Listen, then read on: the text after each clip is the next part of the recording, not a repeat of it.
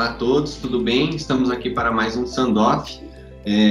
Hoje é o nosso último Sandoff do ano, estamos num formato diferente, eu e a professora Priscila, e hoje vamos falar um pouco sobre lesões neuropáticas pós-traumáticas. Bem-vinda, professora, nossa coordenadora, sempre com a gente, na verdade, mas bem-vinda. Muito obrigada, Gustavo. Olá a todos. Vamos então discutir um assunto super polêmico, assim, e que hoje tem aparecido bastante nos consultórios, causando um certo desconforto para os cirurgiões dentistas no momento de diagnosticar e também, claro, dos pacientes que sofrem com esse problema. Bom, então, iniciando aqui as nossas perguntas, a gente sabe que a dor neuropática pós-traumática, ela é uma lesão, né, uma patologia de difícil diagnóstico e de difícil, né, ela demora o processamento neuronal, né, ela é decorrente do dano neuronal e ela pode vir de diversas formas clínicas, né, então a gente pode ser expressa por uma parestesia, uma hiperalgesia, alodínia ou desestesia, né? Então, a gente queria um pouco que a professora falasse quais são os principais sinais e sintomas dessa condição e quais são as diferentes formas clínicas que ela pode se apresentar. Uhum. Então, assim, a dor neuropática trigeminal pós-traumática, ela recentemente passou por uma modificação na sua nomenclatura e alguns critérios diagnósticos estabelecidos pelo próprio ICOP, no ano de 2020. Então, houveram algumas alterações referentes ao que a gente tinha desses critérios, mas realmente é uma condição que impacta bastante a qualidade de vida dos pacientes, eles vêm com bastante queixa, assim, de ter essa debilidade mesmo de algumas funções, como fala, beijar, mastigar, e muitas vezes até escovar os dentes, são coisas que ficam bem prejudicadas, além dessas alterações sensoriais que você mesmo pontuou, né? Então, a parestesia, ela é uma sensação que pode vir acompanhada da dor neuropática trigeminal pós-traumática, e ela é uma sensação de um amortecimento, assim, de um formigamento que o paciente pode sentir. Já a alodínia é uma resposta de ganho sensorial, então é uma resposta de dor frente a estímulos que normalmente não são dolorosos. Hiperalgesia é uma resposta dolorosa também de ganho sensorial, em que é uma resposta exagerada, dolorosa, frente a um estímulo nocivo, mas uma resposta que não condiz com a intensidade daquele estímulo que foi aplicado. E muitas vezes os pacientes podem também se queixar de disestesia, que é uma sensação desconfortável. O paciente não sabe descrever muito bem o que ele sente na região, e isso é classificado como disestesia. E se a gente for pensar no critério de diagnóstico mesmo, como eu mencionei do ICOP, existem 4 pontos, assim, que são colocados lá. O primeiro é que, então, deve ser uma dor em uma distribuição anatômica, neuroanatômica plausível, e que sempre acontece na mesma região. Deve ter uma história de injúria mecânica, física, térmica, química, ou mesmo uma radiação naquela área em que o paciente reporta a sensibilidade. Pode haver a confirmação diagnóstica por algum tipo de exame de imagem, mas isso nem sempre é possível, e às vezes aí a gente classifica como uma provável dor neuropática trigeminal pós-traumática. É uma dor que está lá há pelo menos 3 meses, e que essa história da injúria, essa história do trauma, ela deve ter acontecido até 6 meses do momento em que o paciente reporta essa dor, né? Normalmente tem esse intervalo, assim, aceitável. E que pode acontecer, então, acompanhado dessas outras alterações sensoriais, não só a presença de dor, mas essa parestesia, a digestesia e essas respostas alteradas de sensibilidade. Certo. Cabe ao cirurgião dentista, então, ficar atento ao paciente que chega com essas queixas e estar atento à história pregressa do paciente, né? Caso ele tenha mudado de dentista nesse meio tempo, que ele esteja indo em outro, então a importância de uma boa anamnese da gente conversar com o paciente. Sim, e uma coisa antes de a gente passar para a próxima aqui, é que vale frisar muito bem que a gente fala dessa história de trauma, história de injúria, mas nem sempre isso é iatrogênico. Muitas vezes, a queixa dolorosa, a alteração sensorial que o paciente tem pós-procedimentos, não são procedimentos errados, eles são procedimentos tecnicamente bem executados, porém, que acarretam nesse tipo de alteração sensitiva, né, desse dano neural pós-procedimento. Então, não é sempre que a gente tem lesões diretas ou lesões iatrogênicas ao nervo trigeminal. Certo. Bom, então agora já fazendo um gancho sobre as lesões, né, sobre as lesões que são causadas para gerar a neuropatia, né? Então ela pode ser gerada ali, como a professora mesmo comentou, por algumas questões iatrogênicas, mas muitas vezes por questões não iatrogênicas, né? Por traumas e até por procedimentos invasivos que acabaram gerando aquela neuropatia. Então, quais são os principais traumas responsáveis por gerar essa patologia?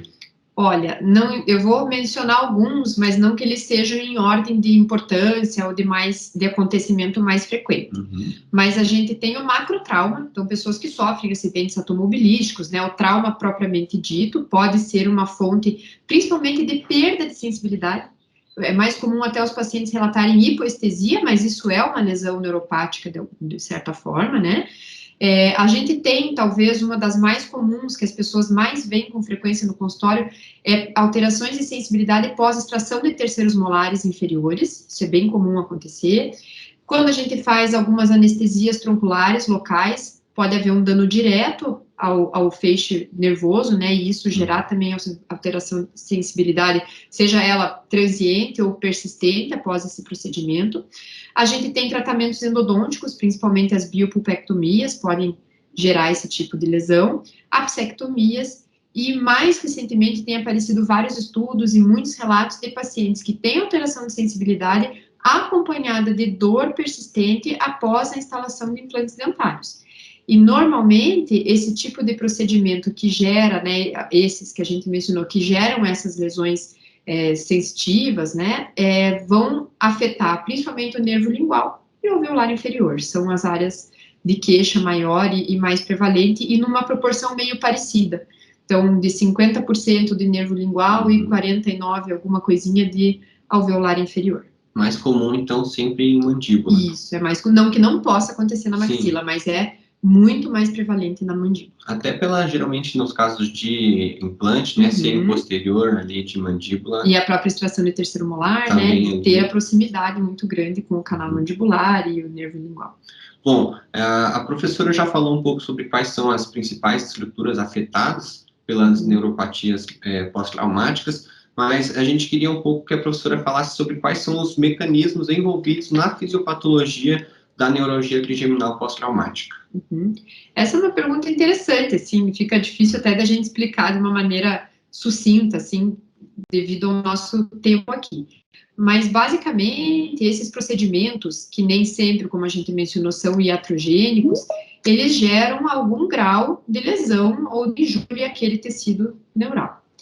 E esse tecido, então, ele passa pelo processo de desaferentação, por interrupção de terminações nervosas livres, e dependendo, né, das alterações bioquímicas que vão acontecer naquela região, de fator genético e ambiental daquele paciente, isso pode também, ao longo do tempo, gerar a formação de neuromas, que daí vai justificar também a presença, eventualmente, de dores ectópicas, acompanhada com a sensação de queimação persistente, que é a queixa principal dos pacientes, e essas alterações, neuronais, elas vão acontecendo como se numa cascata, né? Então, o que acontece após a lesão, após essa desaferentação, vai sempre da periferia para o sistema nervoso central, e isso vai envolvendo eventos que vão acontecendo meio que numa sequência e alguns concomitantes. Então, a gente passa, depois da lesão, a gente tem uma sensibilização periférica daquela região, né, com expressão aí de neurotransmissores, expressão de neuropeptídeos no gânglio trigeminal, que também vão alterar um pouquinho a maneira como a dor vai se expressar nesses pacientes, e com a manutenção dessa sensibilidade periférica, os pacientes começam, então, a desenvolver o processo de sensibilização central por alteração de neuroplasticidade, e essa dor persiste ao longo do tempo. Então, dependendo do tipo da lesão, do tipo da injúria, a gente vai ter maior ou menor grau de envolvimento desses processos de desaferentação, de desmielinização e também de formação de neuromas naquela área afetada. Certo, certo. Bom, E dado o diagnóstico da neuropatia trigeminal pós-traumática, a gente deve começar o tratamento mais precoce possível para a gente poder reagir, né? Porque, como a professora falou mesmo, a fisiopatologia, ela acontece num efeito cascata. Então, quanto antes a gente agir, menos dano o paciente vai ter no futuro. Então, dado o diagnóstico, qual que deve ser o tratamento proposto ao paciente? Tá. Vai depender muito do tipo de lesão que aconteceu, certo? Mas, basicamente, assim, quando a gente tem lesões mais agudas, mais recentes, se a gente tem uma injúria direta, tem alguma coisa comprimindo aquele nervo, o ideal é que a gente tire. Exemplo, os implantes, né? Existem alguns protocolos aí na literatura que colocam, se o paciente desenvolve alterações sensoriais importantes, principalmente acompanhada de dor persistente, que não cessa com nada, né? São lesões que podem ter acontecido por conta da instalação e da pressão mecânica daquele material em cima do tecido neural. Então, alguns autores colocam até remover esse implante dentro de 24 a 30 horas da sua instalação. Porque quanto antes você faz isso, maior é a chance de você reverter aquele processo, né, de acalmar aquele dano e fazer com que aquelas alterações sensoriais sejam mais reversíveis possíveis. Mas nem sempre a gente tem também um sucesso, mesmo você removendo a causa diretamente. Outras vezes, você não tem como remover a causa, mas você não teve, por exemplo, um rompimento total, por exemplo, do feixe nervoso. Você tem parcial. Então, algumas medicações para lesões mais leves, colocadas na literatura, colocam o uso de anti-inflamatórios em doses altas, anti-inflamatórios não esteroidais. Para injúrias moderadas, o uso de anti-inflamatórios esteroidais, também em doses altas. E aí, para injúrias mais severas, mais persistentes, o uso de anticonvulsivantes e antidepressivos tricíclicos, que é o que a gente tem mais reportado na literatura para tratar as dores mais longas, né, mais persistentes e que a gente não conseguiu agir, ou mesmo o paciente não conseguiu o diagnóstico precoce. Quando a gente já tem esse diagnóstico feito recente no momento da injúria, também há algumas medidas locais, como infiltração de corticoide naquela região, para tentar diminuir a chance da formação dos neuromas. Então, essa infiltração, ela, de uma certa forma, vai alterar um pouquinho a chance do paciente ter outros tipos de dor, né, e ter manifestações um pouco mais severas daquela condição que já aconteceu. Então, o dano neural já aconteceu, e é como se a gente quisesse barrar aquilo para aquilo não progredir e não causar outras lesões a mais. Mas, basicamente, se diz tudo assim, no sentido de que o tratamento deve ser o mais precoce. E como a gente não tem, assim, um tratamento bem definido para essas lesões, e que a literatura carece ainda de nos dar essa informação, o melhor tratamento é a prevenção. É a gente identificar quais são os pacientes que têm um provável risco de desenvolver essa dor frente a procedimentos padrão.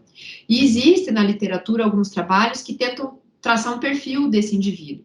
Então, basicamente, mulheres acima de 50 anos, que têm outras comorbidades dolorosas já no corpo, então já tem alguma dor persistente em alguma outra área, tem fibromialgia, tem algum tipo de cefaleia crônica, que tem um quadro psicossocial que envolve ansiedade e depressão, pacientes hipervigilantes, pacientes com perfil neurótico, pacientes que catastrofizam, que têm medo do procedimento, que têm medo do dentista. Parece, então, que essas pessoas, elas são um combo, né, que associado também a fatores genéticos, também essa base dá um risco maior para a pessoa desenvolver esse tipo de problema. Claro que a gente não faz teste genético nos pacientes, né, mas só o fato de a gente entender isso, muitas vezes nos faz pensar antes de oferecer um tratamento, de certa forma, invasivo para um paciente que já tem várias questões ali que o colocam em risco.